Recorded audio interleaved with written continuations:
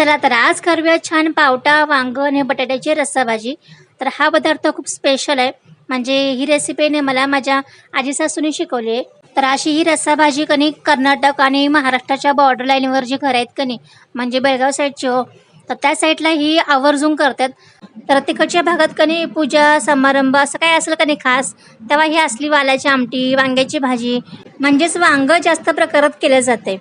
तर ह्या आमटीमध्ये हिरवं वाटण घातले, त्याच्याबरोबर सांबर मसाला आणि कोल्हापुरी लाल तिखट बी घातले. तर ह्याच्यामध्ये शेवग्याची शेंगा आवर्जून घालायच्या, त्यांना अजून भारी लागतंय.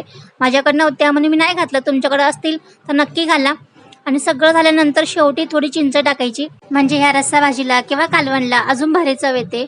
ही आमटी एवढी भारी होती का नाही, आता काय सांगू तुम्हाला. तुम्हाला इथं मी देऊ शकत नाही हो, त्यामुळे तुम्ही नक्की असं घरी करून बघा, लय भारी टेस्ट लागते.